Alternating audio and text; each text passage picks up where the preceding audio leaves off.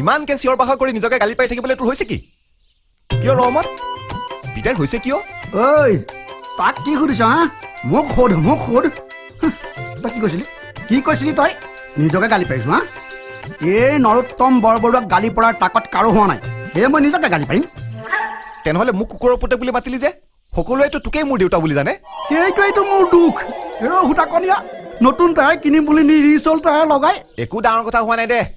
তোৰ 12, 18 আৰু 48, 42 নতুন টায়াৰ লগোৱা আৰু কাউৰীৰ ডিঙিত মুকুতাৰ মালা পিন্ধোৱা সেই একে কথা হ'ব বুলি ভাবিয়ে এই কামটো কৰিলো আৰু কেতিয়া টায়াৰ সলাব লাগে মোক কবি ঐ ৰ বুলিছো নহয় ঐ মোৰ পইচা হজম কৰিব পাৰিম বুলি ভাবিছ হা মমবাতি জ্বলাইহে মই তোৰ বিয়া পাতিম বাপেকে গাড়ীৰ পেলাই দিয়া চিট কভাৰে তোৰ মই বিয়াৰ ৰভা সজাম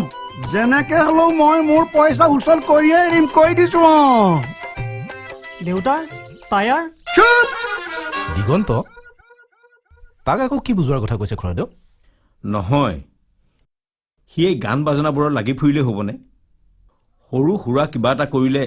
তোৰেইতো সহায় হ'ব সহায় সি মোক এতিয়াও নকৰা নহয় খুৰাদেউ আৰু খুৰাদেউ সমাজখনততো দিগন্তহঁতৰ নিচিনা মানুহৰো প্ৰয়োজন আছে বেছ হয়তো মই তোৰ দৰে কথাবোৰ ভাবিব নোৱাৰিব পাৰোঁ এতিয়া এই অঞ্জুৰো এইবোৰত বৰ ৰাপ তাইক কিন্তু মই এতিয়ালৈকে একো কোৱা নাই কাৰণ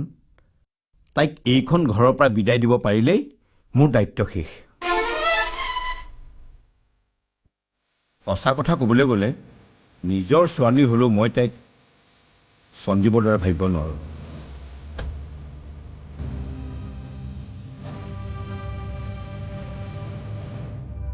কাৰণ তাই মোৰ জীৱনলৈ অহা দিনটোৱেইতো মোৰ জীৱনৰ আটাইতকৈ দুখৰ দিন